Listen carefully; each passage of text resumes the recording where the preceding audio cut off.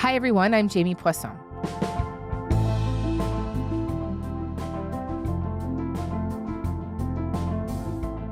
For decades, we have been hearing about the possibility of AI-driven warfare.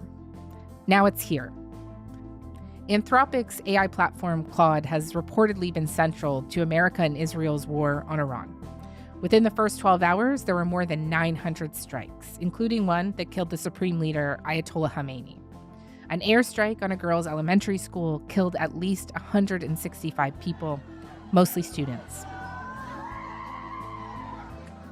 Today, we're talking about AI military capabilities, how companies like Anthropic and OpenAI have become or are on their way to becoming deeply enmeshed in the military, and what happens when these companies and governments start building systems that help decide who lives and who dies in a war. I'm joined today by Heidi Klaff. She is the chief AI scientist at the AI Now Institute and an expert on AI safety within defense and national security, including in autonomous weapons systems. And she previously worked at OpenAI.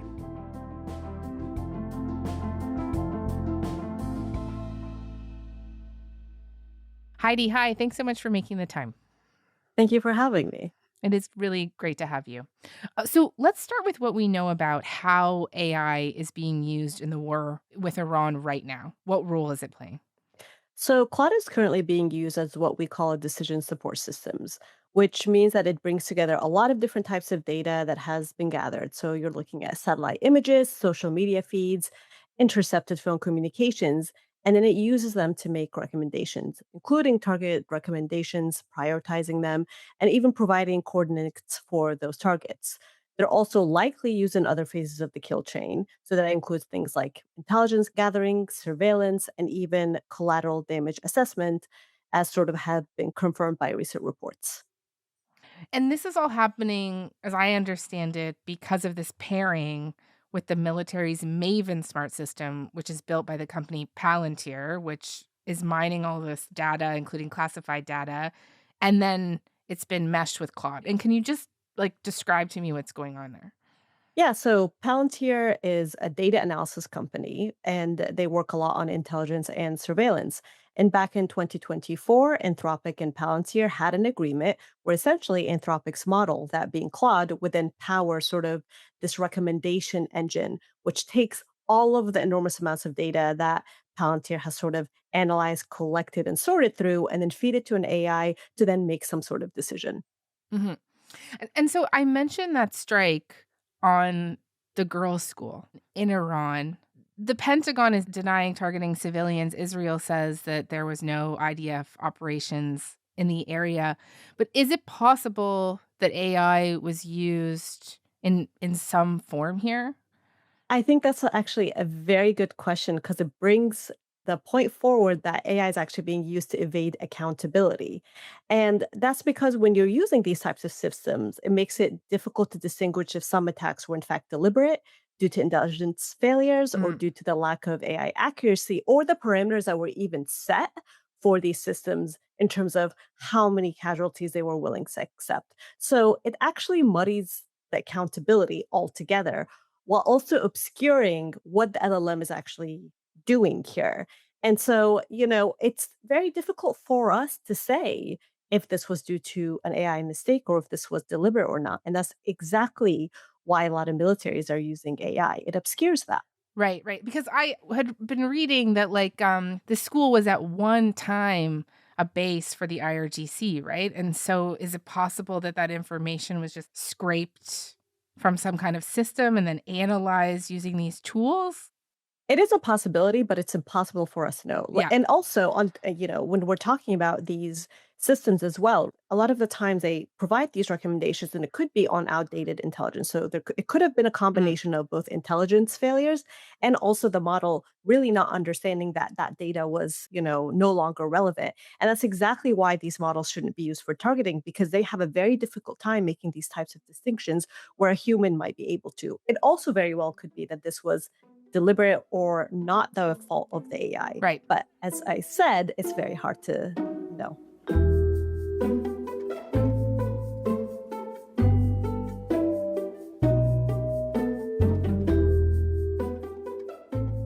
Claude, through this partnership with Palantir, was also used by the Pentagon during the U.S. raid to capture Venezuelan President Nicolas Maduro, according to the Wall Street Journal, though there is not a lot of details on the precise role there either. And just like what other examples of military AI use do we know about in recent years in the US or elsewhere, really? So there's a lot of different types of AI, and I just like to always make it clear that we've had AI be used in the military, including within the US, maybe even since the 1960s, as far back as that. That's when a lot of research started on using these types of systems. But those are very different types of AI than what's being deployed today, and that being, large language models, right? Even Maven initially used very different types of AI Hmm. before large language models came in, and then they sort of had the partnership with Anthropic. And the thing about these different types of AI is that military purpose built AI is what we call sort of the former category, tends to be very task specific. It's trained on specific sets of data and very specific sets of tasks. LLMs, on the other hand, or generative AI, are very general purpose, and then they're kind of like fine tuned to be repurposed for military purposes.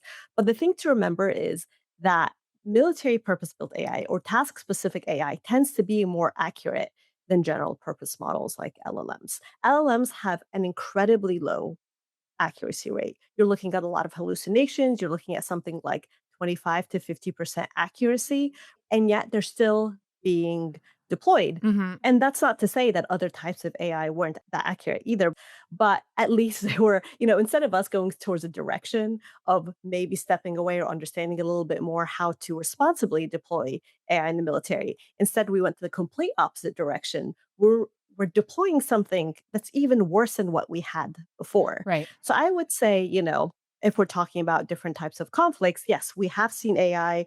There's been a lot of investigations on drone strikes in Afghanistan and, Syria and Iraq even. But that's very different from what we're seeing today, where we're essentially having a system really make a final decision on everything. And they're just simply not capable of doing that.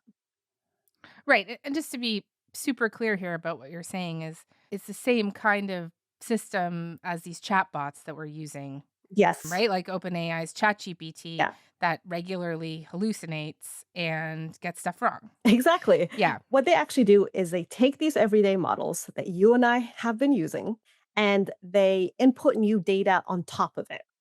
And essentially, you basically have the same baseline model with a bit more, context on military targeting, for example. But it's still the same type of hallucinations. It's still the same lack of accuracy. So these are an improved model as, they would like us to believe.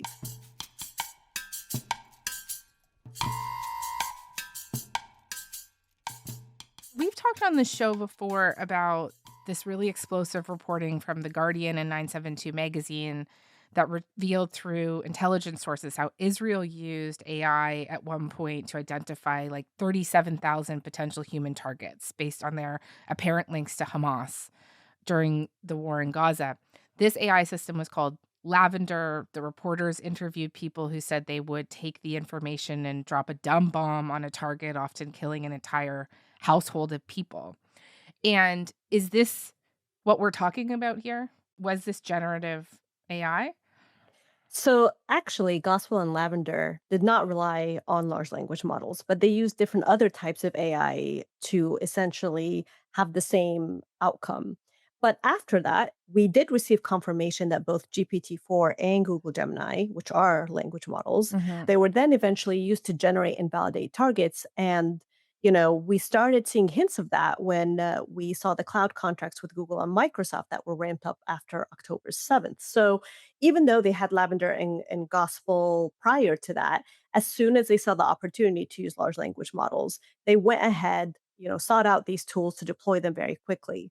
And regardless of the type, the AI algorithms are all looking to do the same thing, right? They're looking to generate as many targets as possible, and they all ingest like similar types of information, and then they give recommendations. So they're used towards the same purposes. And as I mentioned, both types of AI really have accuracy problems here. And just big picture, how would you say the use of these LLMs is changing modern warfare, what we're seeing today? I'd actually argue that it isn't changing it. I think when you keep in mind the abysmal accuracy rates and the speed of LLMs, Mhm. it's almost just a high-tech version of carpet bombing. And what we're actually seeing is that AI is being used to evade accountability. The very use of these systems, like with the school, will make it very difficult to say, okay, whose fault was this? Mm. And so, when you're looking at these types of issues together, the evasion of accountability and the fact that these systems aren't accurate, we're just going towards, a world where we're no longer following the traditional legal rules of war.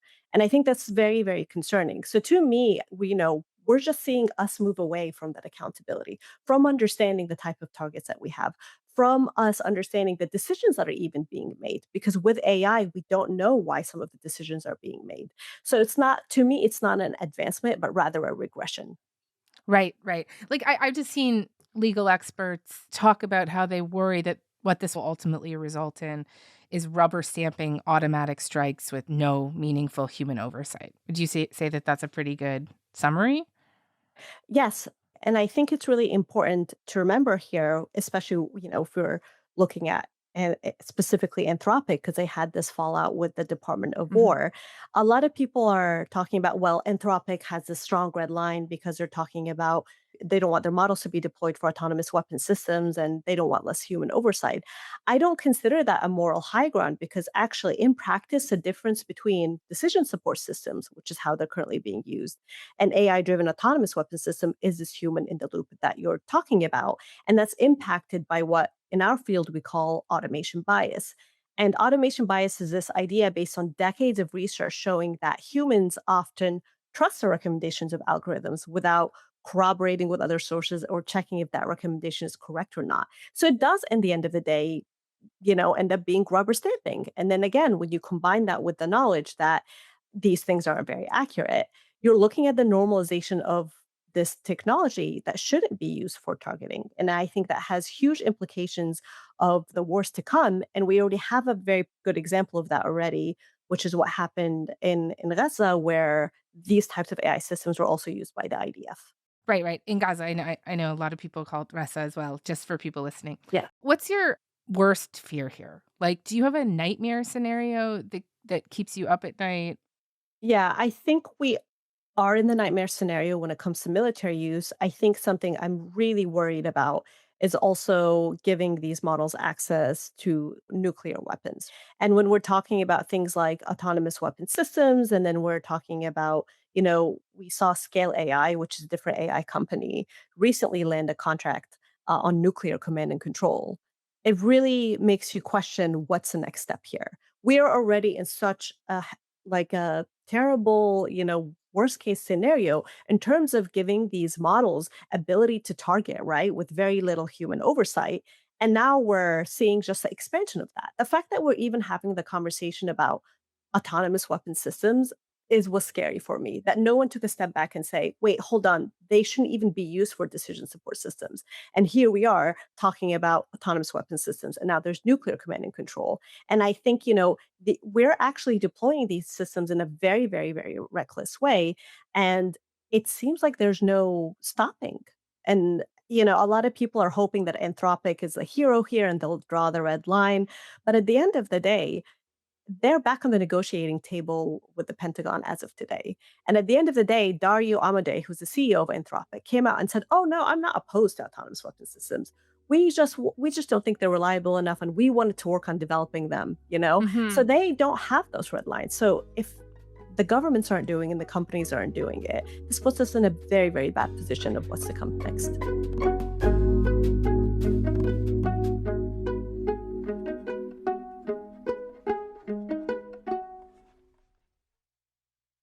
I wanna dig into this whole Anthropic, OpenAI kind of fight, I guess, with you just in 1 minute. But first, I wonder if I could ask you, like, what I think might be an incredibly obvious question, but also I think might be helpful. Like, what would an autonomous weapon system do?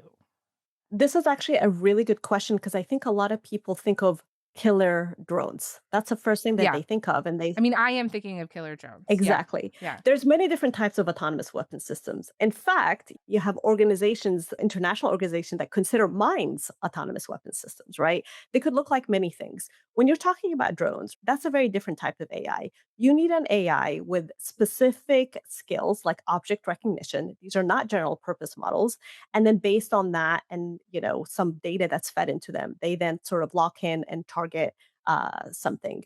That's very different from how we're using frontier AI models, which run on these enormous cloud systems, ingest a huge amount of information, and based on that, give recommendations. And if we're thinking about a targeting recommendation, you can then use any type of weapon to strike that target. Right. So it could be a drone. You could send a drone off after that target has been identified. It could be a missile if it's an infrastructure target.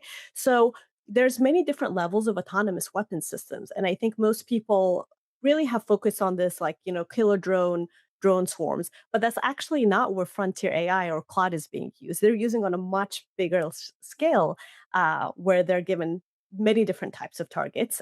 But typically, a human then takes that recommendation and decide, right, like I'm going to send a missile after that, or right, or I'm going to send a drone there. Yeah. But the idea is then to eliminate that human. That when we're talking about frontier AI, to eliminate all that together, so whatever recommendation is given, the model itself can even decide the type of weapon that's Right. being used. We saw Scale AI sort of give demos on that using large language models. Like it's a different company that also had a lot of contracts with the Department of War, but it's like what would be the best type of weapon to use for this recommendation? And so the idea is to just eliminate the human from that loop and just to automate that process. Got it. And just make it so that maybe a human just, as we were talking before, kind of rubber stamps it. Yeah. Exactly. Okay. So given that, I mean, given this request that the Pentagon had of Anthropic, that they wanted the company to remove restrictions on things like autonomous weapons and also large scale surveillance. And so we have said to the Department of War that we are okay with all use cases, basically 98 or 99% of the use cases they want to do, except for two that we're concerned about. One is domestic mass surveillance. There, we're worried that things may become possible with AI that weren't possible before. Case number two is fully autonomous weapons. This is the idea of making weapons that fire without any human involvement. I just wonder if you could tell me a little bit more about what that told you about what the Pentagon ultimately wants to do here, what direction they want to go in with AI.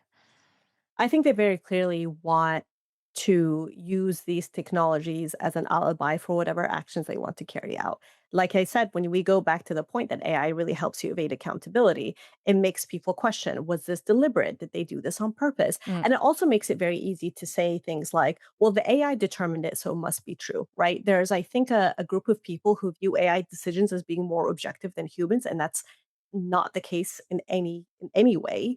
And so it's much easier to hide behind AI decision and not have to justify them. So I think when they want no guardrails whatsoever, it generally shows that they want to be able to use these systems in whichever capacity they feel like. On the surveillance stuff, the Atlantic reported that Anthropic was told the Department of Defense, I guess the Department of War now, wanted to use Claude to analyze bulk data collected from Americans. So everything, I think you type into a chatbot, right? All your search, your credit card history, and just what could be done by the military with that level of information. So I think it's really important to note that these models are what we call dual use. So they can be used for civilian purposes and they could be used for military purposes. And when you essentially start thinking about how they already started using these models for intelligence gathering, right? And intelligence sort of analysis, you start to think, right, this can also be used on the citizens of that country themselves because it's the same feature. So if you collect data from different sources, so that things like data brokers, location data, internet habits. And that's not just the things you're using the model for. That's really commercial data that you can buy from anyone, from data brokers, as we call them. And then you train or input these specific data points into an LLMs. You can then draw inferences on whom these individuals are and track them accordingly. And again, as I mentioned, it might not be accurate, but you might be making decisions off of that, which again is really, really problematic. The U.S. Undersecretary for Defense, who was negotiating the deal with Anthropic, was defending the position. And he said, well, at one point he said, quote, At some level, you have to trust your military to do the right thing. And if anything, we're the biggest, organization in the world with the most rules of any organization in the world. But we do have to be prepared for the future. he also made the argument that what Anthropic was afraid of, or what people were afraid of, was already barred by the law. And just, does he have a point there, I guess? I would say that the Department of War conducts its own legal reviews and compliance with international law, and they likely see that Anthropic is overstepping its role in these determinations, including their legal judgment of whether or not to deploy these systems. However, from an international law perspective, there's going to be different interpretations of what the lawfulness and predictability of these AI based autonomous weapon systems that differs from how the current Department of War currently chooses to interpret Hmm. them. So the international community output is necessary here, and we haven't seen any consultations either from orgs like the UN or the ICRC on these types of decisions, especially when you have Dario raising concerns that AI is too unreliable, and that would support an interpretation, actually, that LLM based autonomous weapon systems are not in line with international law. And either way, we shouldn't be at the whims of a private corporation red lines on whether or not this dangerous technology should or shouldn't be deployed. But I think it's at the end of the day also important to remember that there is international law, right? And it's not just is a private corporation versus a Department of War, right? There's already restrictions on what types of autonomous weapon systems can be used. And currently, when we're looking and when Dario admits himself that these models aren't reliable, it says a lot about sort of their legal status, if that makes sense. Yeah, though I guess some people might be listening to this right now and feeling like maybe they don't have a lot of confidence in international law at the moment. Yeah. Just state that obvious fact. Look, like I take your point that you don't want to make Anthropic out here to be the hero and its CEO to be the hero because they are back at the table now. Negotiating with the Pentagon. But just, I wanted to ask you about the threat to declare them a supply chain risk. And Yes. then also, obviously, that coming to fruition, right?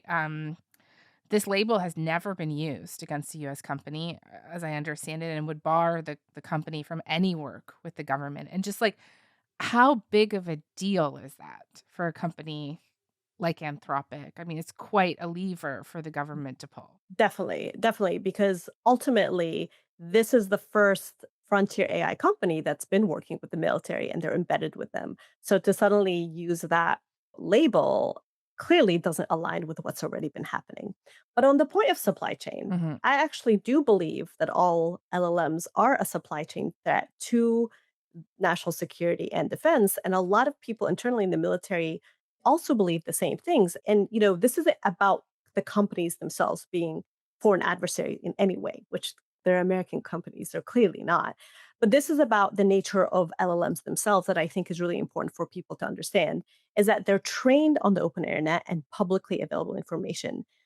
Again, very different from purpose military built models where every data point and software decision is traceable. So as a result of these LLMs being built on an unprotected supply chain, there's a lot of new and Right. undetectable attack vectors, which include things like poisoning web training data sets or building backdoors into these models, which actually may intentionally or inadvertently lead to the subversion of their behavior, which includes in military applications. And this isn't something that can be patched. And in fact, a study by Anthropic themselves showed that you only need about 250 malicious documents to produce a backdoor into one of these models. And so when you consider that, Hmm. with the news that China and Russia have been compromising online information to influence the answers of large language models, it's likely that these backdoors already exist. So I think it's very difficult for me to speak on the Department's of War decision of why they would choose to say this about Anthropic, but I actually do think large language models as a whole do have supply chain issues. I'm reticent to like repeat what people have just heard themselves, but I do think it's really important to just put a line underneath this. That essentially what you're saying here is that it's not Anthropic that is the threat to national security, it's the data that all this stuff is trained on, and that an enemy of the United States, you mentioned China or Russia, can mess around with the data and it can affect the outcome. Exactly.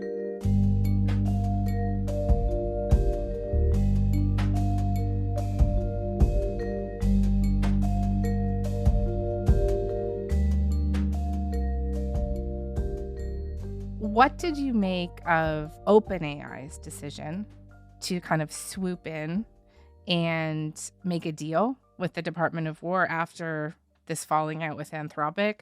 Is that deal materially different from what Anthropic had wanted to do? You worked at OpenAI. I would be very curious to hear your reaction to this. Yeah, I think it was very clear to me that it was not the same deal. Although they claimed that it was, it really wasn't, especially when you're familiar with military contract and these like open-ended words that are being used, right?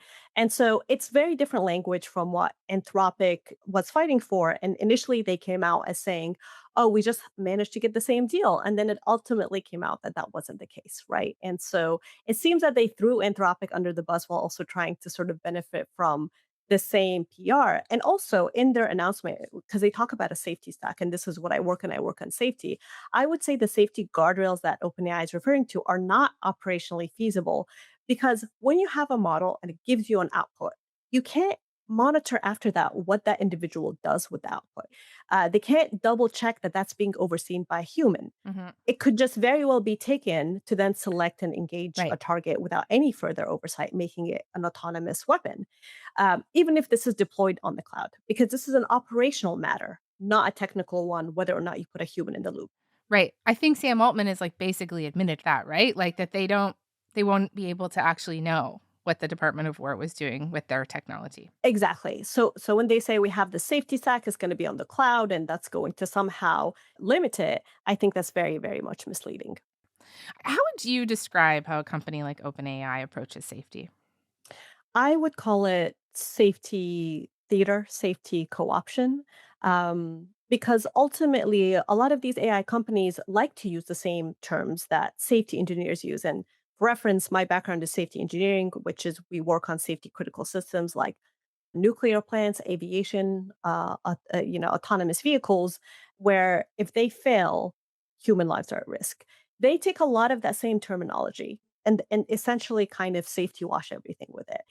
Every sort of mission that they have, they eventually like rolled back on, like military use, right? That was eliminated in 2024 when it was initially part of their charter Mhm. or their terms of service. We have a lot of safety incidents that occur all the time with people using their models. There's no guardrails really, and so I would say for a lot of people, it's they often believe the messaging like, oh, we care and so on and so forth, but they can write as much as they want. If you just look at the actions of these companies, these AI models are causing a huge amount of harm. Contracts with militaries are very enticing for AI companies, right? For a couple of different reasons. And could you just lay those out for me? Well, these AI models are incredibly expensive to train. And it's actually likely the case that they're not even breaking even on being able to generate the revenue needed to keep producing these big models, training them, and deploying them. So when you have the military, that's a really big money pot for you to be able to make that money back. And it also embeds you within military and safety critical infrastructure, which means that you're then too big to fail. So for them, when there's a huge amount of backlash right now against the uses of AI, this is a very secure position for them to have monetarily and also in practice because, as we've seen with the reporting of Claude, the entire military infrastructure now relies on Claude for this type of analysis. And it's very hard for them to disconnect from it. So although they wanted a ban, they were like, oh, we're going to try to phase it out. And they still used it in Iran, right? It just shows the type of dependence. And this dependence is very, very strategic for them. I want to kind of go back to state power. We've been talking about how much power these private companies have in influencing how wars are fought. But when you look at the pace of AI development, when you see the military interest in this, the money being spent on it, is one of the real main worries here that what we are witnessing right now is AI becoming a central tool of state power. Absolutely. It is the perfect tool to concentrate power because you're collecting essentially all data possible on humans, on our behavior, on anything really. It even goes beyond humans, right? You're also collecting data on states, on everything, and then allows them to use those same very systems are able to collect that huge amounts of information, be trained on it, to then make any sort of decision. It becomes very centralized to them, and there's no accountability because these models are black boxes. No one's now can question, why did you make that decision? Like, we're seeing these models be used for immigration raids by ICE. We're seeing Mhm. used in the judicial systems and military, and yet they're black boxes. And now it feels like no one can question that power. This is an unfortunate side effect of something like these very large general purpose models. Okay. Seems like a good place for us to end. Heidi, thank you. Thank you so much.